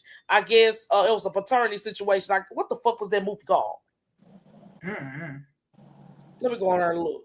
I basically just recited that movie and did my own little twist to it. And I guess it went viral. I think it was like 1,000 views, some shit. Okay. So I just did a self tape online, and motherfuckers watch. Oh, these motherfuckers are watching me. Like, what the fuck? I'm gonna put Tracy at. So you would say acting class because they talked about me so goddamn bad. They like, this motherfucker know how to act, but I done talked about her so bad. I can't put her in my movie. That's kind of fucked up, ain't it? A little bit. Well, hold on, but you said you would tell them to take acting classes. Part 1 was acting classes. So what was part 2? Go Google whatever the fuck you gotta do. Find a good photographer to invest in headshots. Even if you don't have no acting experience, if you fit that role, they're calling you. Like my first movie, I had the acting class or whatever from Detroit or whatever. Then I just did a regular headshot. I got picked out of a fucking lineup. Did no audition or nothing. Yeah, all these people that signed up for Gangsta Story 3, I got picked out of a fucking lineup. That's a blessing. They didn't want me. I guess I wasn't gangster enough.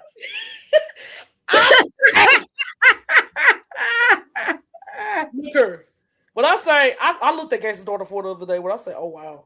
I gotta go, hit some licks or something. I gotta up my street cred up in these. Yeah, I did. When I say go to retirement, it's gonna probably open up a whole lot of doors for me. When I say I'm finna play the fuck out of that role, but I say I'm a grimy bitch in this movie. I am a grimy motherfucker in this movie. Like everybody trying to kill me. It's like, bro, what is y'all on? Is you cool? Yeah. But yeah, it's a So lot of payback. I heard you give two examples of what you may tell them as far as what to do to become an actor in the game. So now my other part of the question was, if they came to you and asked you for help, would you? Or if you wouldn't, why not? I would. Why? Because it's the open doors for everybody. Because again, it's something for somebody in the movie. I don't give a fuck if it's extra. I don't give a fuck if it's a background. I don't care if it's a bartender. Your face is seen. Period. Right. You may just like some people, like a couple of my friends, they just want to be a background. They don't want to know speaking lines, none of that. They already told me they straight. So I don't want to know. No. I'm like, why? I just want to be Okay. I don't want no speaking lines. Just let them A-listers, whatever the fuck they said about y'all. Talk about, let them do that. I ain't with all that. I'm looking like, okay. I got a couple people from St. Louis coming. We driving from St. Louis to Atlanta, so we'll be filming in Atlanta for 4 days. When I say those 12 hours, when I say those 100 and some hours, shit, I'm finna be tired as a belly nigga. Now hold up. That question also applies to both of you guys. Toya, we'll let you go first. So the first thing that I would tell them that they need to do is to get into acting classes, get some headshots, and basically ask themselves why they want to segue into the acting industry. Because I feel like that's something that's going to carry you through this industry, because there's a lot of doors that are going to either be gate kept for good reason or not. As well as a lot of no's. So you have to know your reason as to why you're doing it, so that you don't get discouraged. As far as if they ask for my help, I've actually had people ask me for help, like, how do you get the roles that you get? How do you find da da da? So it's like I'm an open book. It's like I Okay. feel like, if I could bring people along with me, then great. So, I've sent Okay. out, get on this web page, make sure you got a resume. If you want to send me your resume, have me look it over, that type of thing. I'm busy. I can't say there's gonna be a quick turnaround, but your girl gonna help you. But yeah, I would definitely help them. I've helped people. I try to, William from the last re-up. I worked with William on Incredulous. So it's like, I bring people into like other projects to where it's like, yeah, I know somebody that could work, for this or whatever. It's like I brought, probably at least 5-6 people in projects that I've been doing. So I'm always trying to like help other people level up that's in the industry, and bring people along with me, because I feel like that's something that we need to do as a people and get out of this crabs, in a barrel mentality. Okay. I, What about you, bro? Clocky. Okay. I would tell them to start off with background first. And the reason why I would say background first, because I want them to get the feel of the production. I want them to feel the hours on how long you're going to be able to be on set. Because as an actor, they really pretty much be there the same amount of time that the extras be there. Maybe up to 2 days. You never know how long you'll be on there. So I want them to feel how it's like, so they'll know if that's really what they want to do before I proceed to tell them more information about the industry. So if they do end up like it, then I would say do acting classes, and I would show them the specific acting classes they should take, because all acting classes I have been to wasn't the best. So I would show them the good ones to go to, and I show them the ropes, how to get started and stuff like that. And if they feel like they want more, then I can teach them from there. And what was the other That pay question to you play. said? That's And that pay if they wanted to help, would you help them, or you wouldn't help them, and why? Well, technically, I really do that now. Anybody that comes under my production, I technically help them to develop on the stuff that I have learned, what I know, because I actually just recruited a 11-year-old child actor. Her parents were saying that she didn't know where to go. They didn't spend tons of money on agents that they thought that were agents but scammed them out of money. And I was like, okay, let's go ahead and not do that ever again, because for one, you're not supposed to be paying the agent. Don't ever pay for that. But Don't when do I that. say that I done came across those type of people these past couple years, I'm like, oh, you not getting me. Talking about, oh, I can get Mhm. you in a Tyler Perry movie, but you gotta pay me $350 to get you in these type of movies. What? Yeah. Yep. I ran across that last month. Somebody tried to do it. After they get their cut after you get paid, not Yep. before. Exactly. It's supposed to be If they do, after. it's a scam. Because everybody Mhm. want to say they could get you in a Tyler Perry movie, but you in the fucking background. So you got to make it make sense. Can you get me in the speaking role, nigga? Yeah. Hell, I done got me in background on Tyler Perry. Shit, Me I too. was in All Queens Men in the Yeah. background. I was on every perimeter of All Queens Men. I won't give a Yeah. fuck. When I I just said I feel did like I shoot. lived at the 18 strip club in hours Beauty on and Black. set, Okay. 18 Yeah. hours on set being a background is fucking insane. But okay. Yeah, I just did 2 movies with Tyler as a background. I did "Tis So Sweet" and "The Gospel of Christmas." Yep. Okay. Okay. Yeah. I'm Yeah. still waiting to That figure day that out. I get the speaker role on Tyler Perry. Oh my god, man, I'm gonna flip. I'm gonna lose my shit. I know I Like would. Tracy, you out, you made it, and I'm like, bro, what? I saw somebody that had done a billboard. Did y'all see that? Yes. And she was now Said blue. Tyler All Perry, I think I'm gonna try that shit. looking for your next leading lady. I was like, should I do me a billboard? Come on, Tyler. Come on, kid. Oh yeah, Is she they did really it. doing this shit right now? Yeah, that part. She did it. She auditioned, and that was the wrap for her. She got where she needed to be after that. No, this was recently. I saw somebody do it again recently. Again, somebody I else? was seeing that in her On truck. Facebook or Instagram, like a couple of days ago, she was standing in front of the billboard and it had like Tyler Perry, your next leading lady, and it had her picture. Lord, not a second person did it. That's what I said. Let me go and give me a billboard real quick. Hold up. That's what I'm saying. That's the case. Tyler got he got like 100 projects, in the rafters. So yeah. Yeah. But yeah, I'm like, You probably working on one right now. Right now, as we sit here talking, Right now, as we speak. Hello, I'm trying to get some fucking attention. Okay. Shoot, but I'm trying to get Tyler. I'm trying to get Miss Ava DuVernay. I'm trying to get Ryan Coogler. I'm trying, I'm trying to get 50 Cent. One Rivers. When I say the first time I they worked, didn't want me for BMF either. I guess I'm not good enough. If I can get Force, I will be the happiest person. If I can get Force, I'll be happy. I want to work with Felicia Geechee One Rivers. When I say that day out, when she called me to ask me, like, Tracy, I need you to do this role.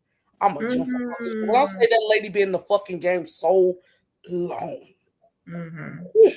I love Felicia. Yeah.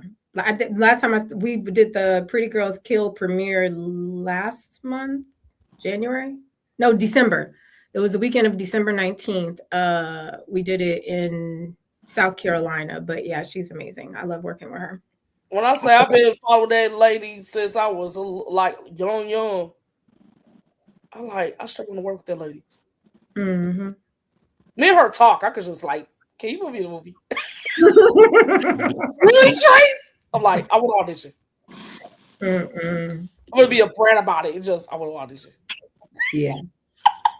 But yeah, this last episode of this season was very lit. Y'all had a lot of informational tips, a lot of engaging subjects, and y'all opinions do matter.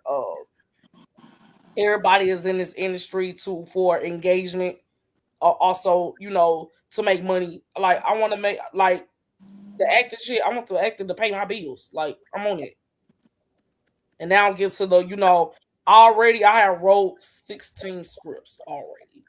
I've got scripts all the way to 2029. Wow. Ooh, that's 8 more than I did. I only wrote 8.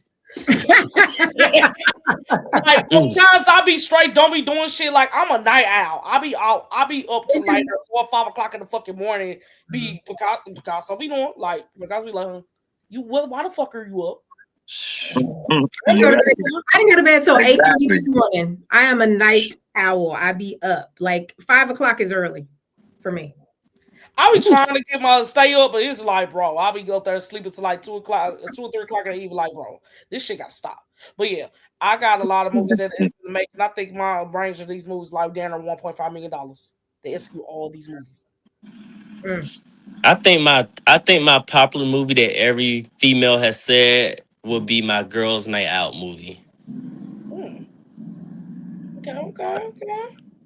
I think that would be better than the rest of them because I do have a Queen gangster movie and then I have a pole dancer movie. So, But why was I not in this whole movie? And you asked me a long time ago. Wait, which one? The one that you about to film. Mm-hmm. You gonna be a pole? If you gonna be a pole dancer, then go right ahead. Then. No, I ain't really pole dancer. I can be just be in the movie. Oh no. My ass get on the dancer. Oh, you'll be a private dancer. Dancer for money. That'll work. I ain't even play. But yeah, we finna wrap up. We is done for this season for season 5. That's right. We will be doing season 6 like until the end of springtime. Right now, we finna try to get execute these. Where we are going to execute these, but we gotta execute go to retirement and domestic violence. So. Yeah, I got domestic violence on my board. We shoot for June. I mean, not June, July. Sorry. So once I get everything wrapped up with the go to retirement and all that, I can focus on casting for the rest of domestic violence because all those characters not even casted yet. So. Okay. Once I get it together, everybody like, what's going on with domestic violence? It's coming. Just give it time. I'm investing in this by myself. So y'all finna give me $25,000. You can the fuck.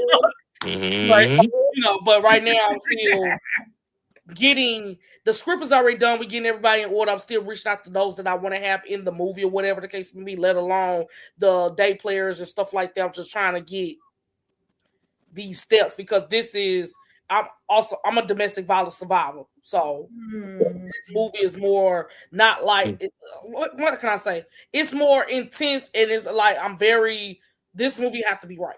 I can't just have anybody on set, they have to go through this trauma, if that makes sense. Let alone be around someone that's been in this trauma. Like some people it's a lot. It's just Yeah, I'm gonna message you too because I've been meaning to. You haven't. Well, I knew you moved the golden retirement up. Yeah, we were supposed to get the golden retirement in December, but everybody wanted right, man. Let's do shit. Like y'all I needed to ask for like more information on Miss Jessica, like as far as I'm gonna once I can look at everybody once we get after done with the end of March, I can get everybody's the character breakdowns and do what they need to do. Because some people may be moved around, some people may be staying in their roles. She ain't getting her ass beat, is she? No, no. Okay. Oh wow. I could be like I could be the friend that come in and whip ass with a pistol whip. I could be her. So I'm the one that's the actual lead that's going through the domestic violence situation. So we have Aubrey Ko and Connie Gill. Connie Gill is Tiffany. She is my sister. Aubrey Ko, he is my ex that was beating me. So some of these roles are very different to these actors because they like, I'm beating you. And it's like some people like, oh my God, I don't know if it's like, you know what I'm saying? Yeah. But this acting should get deep. Well, we actually switched this December. We actually turned that to a TV. We doing another movie in a TV as a TV series. I'm not gonna say the name yet because I'm getting everybody together for that script. So I'll bet when I say that is the most messiest TV series I fucking made. Not Ratchet TV. Okay. Oh, it's not Ratchet TV. Oh, it's fucked up. When I say infidelity at its final, they're like, bitch, you did what? Yeah, you're stupid.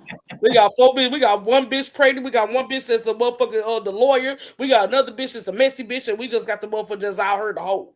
Oh, okay. So that's all y'all get it from me. But I ain't gonna tell y'all name. But yeah. You can sign me up for lawyer. I don't think I qualify for any of the other ones. I don't know. I'm interested in something. What? I'm interested in something except the woman beater. I don't do all that now. No, you on my talent database. I just gotta put everybody where the hell they need to be. It's just I have not gotten there yet. Some people may be supporting, some people may be day players. Right. But overall, we finna get the go to retirement out the way. I am very anxious because we got 5 weeks left for this movie. Right. Some people might not call it. I'm like, y'all want to be a gangster shooter? You want to be a shooter? You're like, what? I'm gonna be in this movie? Yeah. So I will be in Atlanta shooting this in Thomaston, Georgia. So if y'all around the area, make sure y'all pop out. You know what I'm saying? Just come support me. You know. Like, that's the other thing. I'm all for supporting people. Like if I could, you know, there was a mixer I was supposed to go to tonight, and I'm like, do I really want to drive all the way to Atlanta to go to this mixer? Like, no, I'm not doing that. I'm gonna spend my time at home because I feel like March, April, and May I'm about to be an Atlantean as part. I won't see her. People reaching out. Oh yeah, we're gonna start filming here. We did. I'm like, I ain't gonna know what home look like no more. I'm gonna be literally in Atlanta that my birthday week because we be filming Price of Love 2 literally the week of my birthday. When's that? So if y'all want to come and celebrate, oh yeah, that's like 4/22, I think. I'm the 23rd. My birthday guest, I think, for that. Huh? I said I'm one of your special guests for that. Yeah. Yeah. So this technically is industry 33 living birthday bash when I want to get to know Atlanta and when it come out, celebrate. We will be having at the Sahara restaurant in Norcross, Georgia. So we started heavy promoing that next month.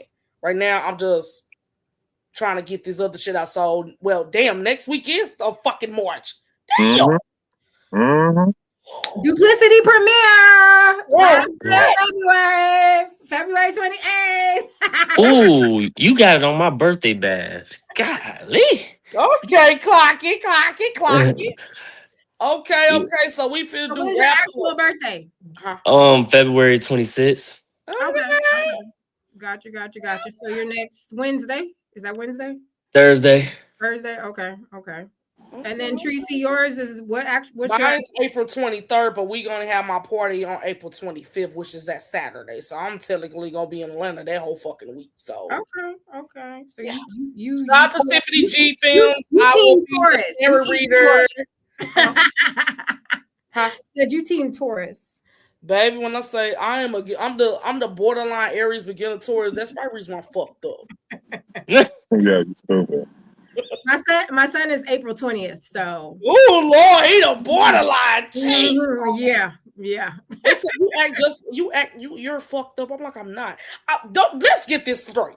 I'm kind of the weird out of box person. Everybody be thinking they don't know what the fuck is up with me. They don't know if I'm gonna be this today or that tomorrow. It's like I'm a very nice person when you get to know me, but when you fuck me around, I always be giving people the benefit of the doubt. With relationships, I suck. That's the reason I'm single. Don't get me wrong, I've been in extensive long relationships in my 33 or 32 years of living. It's just some of these niggas. That's not why you single. You single because ain't nobody worthy. Ain't nobody finna play with me. No, ain't nobody worthy of being with you based off of where you bouts to go. See, that's a big part nobody understands. When you when you're setting things up to whereas you're trying to make a living for yourself, a career for yourself, a legacy for yourself, you can't go. You got to pick and choose your people wisely. Yeah. The same thing with friends. I have. It would be a distraction. It would be a distraction. You're not going to be able to accomplish all the other things. Yeah. If I just noticed, lately, these past 3 years, I fell out with a lot of people. And it was because of money and greed and how they talk to me. It's like, you can't talk to me like I'm no goofy ass bitch. It is like, I try to, I be want to have my, I was thinking okay, I'm going to have my squad. We finna get this shit in order. I didn't know I was going to take the movie shit serious 3 years ago. I'm like, Okay, now I'm producing my first movie and it's actually fucking happening. The money already been spent. It's like, what the fuck? Where was all y'all motherfuckers at? But it's just everybody want to take the torch and not execute the run. That's what this is. It's just Everybody want to show up at the finish line. yeah, and it's like that's why everybody movie blow up the glow to retirement. I already know it's gonna be the same motherfuckers. Oh shit, no. That's why everybody came my day rate just went up. Nope, I can't do it. Yep. She's on my day rate just went up. My day rate just went up. Hey, directing day rate up. As it should. Let's talk that tea, but if y'all want to be about to go to retirement, I'll be reaching out to y'all. So don't stop playing. Stop playing. But I said this is gonna be good. I'm gonna get into producing, so I'm gonna hit you up. You know, I might have a few. I'm gonna tackle it because other people been having a conversation with me regarding these producing and directing situation. I'm testing y'all. I'm gonna see what y'all ranges is. Some people that's in the movies that I'm about to have this year is new to them. Some people have never played a detective. Some play ain't never played you know the right hand man type shit. They always been in those the lady girl eras and the sweet guy like the fuck. But yeah, this is my first Queen Pen movie. I know I'm gonna execute it because everybody say I'm an aggressive motherfucker. I'm not. I'm a good person. And it's funny that you actually said that because I was thinking about like writing my own project or having somebody write a project for me. And I like Queen of the South. Ooh. I love like that whole concept. And I was like, oh, I could totally be like a Queen Pen type transition from like corporate world, mom world, and then like get segued into, I mean, Picasso, no, you know, I did the last re-up. That's true. That's true. I killed it. I was playing cola. I was killing people and shit, shooting bitches and shit, you know. Okay. And nobody expects it from a pretty girl. That's like the interesting. All right, let's see. But you know, she hit me up. She was like, I got a role for you. She was like, I was like, oh Lord, a gangster girl. Woo, this is gonna be fun. But honestly, I was on set having so much fun. I'm like, I was so much in character. It was crazy. I was like, oh, I don't want to come up out of this. I like her. I like. Okay. Watch me become a criminal. Watch. Oh God, Lord Jesus. But we finna wrap up for tonight. I appreciate everyone that was a part of season 5, Tainted Laundry Live and Uncut. Well, tomorrow, we will be having at 8 p.m. we having a 3-hour discussion with the directors. We have a director industry talk for the grand finale tomorrow at 8 p.m. CST time. Make sure y'all tune in. We have, oh Lord, we got Yo Shane, we got Terrence D. Walker, we have Dwayne Abernathy, we have 2 young ladies there are actually identical twins. Tia and Bria, I think that's both of their names. We have Tiffany G Films, we have Kiki Laurie, we have oh Lord, it's a lot of them. We finna be on this tomorrow. We're gonna have a 3-hour conversation. Make sure y'all tune in and see what the directors are up to and what their inputs on the industry. Like y'all gotta hear from the horse's mouth. You know what I'm saying? You said 8 Central tomorrow? Yeah, 8 p.m. We're gonna add it to my calendar because I be forgetting if it ain't on my calendar. Yeah, so it's 8 to 10 p.m. We finna make this go viral. This is the grand finale of season 5. Now, before we get up out of here, we're going to do what we normally do every time a show is over. So, we're going to start with the ladies first. Miss Toya, tell them where they can find you at on social media. Yeah, so you can find me on Instagram under Scorp, like Scorpio, SCORP, Diva, because, well, she is 24. You can find me on Facebook under LaToya Phoenix. And yeah, I appreciate it. And what movies can they find you into as well? Bishop Bling, John the Movie, Incredulous, It's Showtime, Pretty Girls Kill. Yeah, I digress. Okay. All right. Well, Uh, y'all know me, Dominic Realist, actor, actress, director, writer, you know what I'm saying, producer, event planner. Oh Lord, I do a lot of things. Print shop, I do embroidery, DTF, I do the event kits, I do all those things. Y'all see me in Gangsta's Daughter 3, Her Best Revenge, and The Housekeeper 2 out right now. We have a lot of movies that's dropping this year. Shout out to all the producers, all the directors and writers that put me in a position to win. You know what I'm saying? Like, we outside and shoot for next month to go to retirement in Atlanta, Georgia. Stop playing with me. You know what I'm saying? I'm about to turn Atlanta, Georgia on fire. We outside. Down the river. okay. Big bro. Tell them where they can find you at and what movies you in. All right. You can follow me on Facebook and Instagram, Curstin Andrews, spelled the same way, Curstin Andrews. Then the movies I'm in on Tubi. I did forget one earlier when you asked about Tubi, but it's one with My Killer Ex-Girlfriend by Jonathan Milton.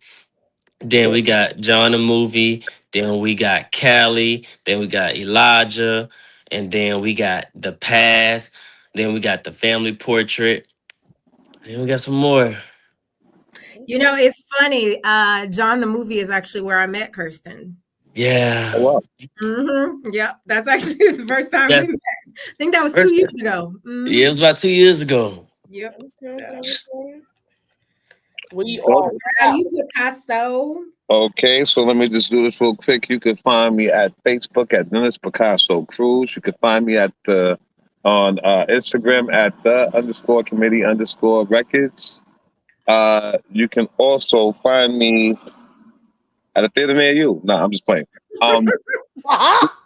You can find me in the movies Playing in My Face, which recently dropped 2 weeks ago on Tubi, Amazon, and Apple. You can find me also in Bishop Bling. That just dropped 2 days ago. You can find me in The Whore Next Door. You can find me in Committee 161, the movie and the series. Listen, you can find me anywhere because I be everywhere. At the end of the day, listen, we some great actors giving y'all some great information. We want y'all to check us out, like us, follow us, subscribe to us, and share what we got going on because we ain't done yet. 2026 just started, and we coming out swinging. So y'all know what to do each and every weekend. Please tune into us where it will be going down. You get to meet some of your actors that you see on the TV screen. You get to actually ask some questions. You get to mix, mingle, and chop it up with us. So we appreciate y'all for joining us each and every weekend as it goes down in the forum. all right, y'all. We see y'all later. Tune in tomorrow for Directors Industry Talk at 8 p.m. CST time. We could have had those hitters on this live all at one time. When I say having so many directors from all over the world, that's me. Right now. And by the way, want to thank our guests for coming out tonight. Y'all both, that's right, both of y'all definitely ready. And by the way, we want to say God bless, good night, and y'all be safe. We out. Be safe. Yeah. Bye.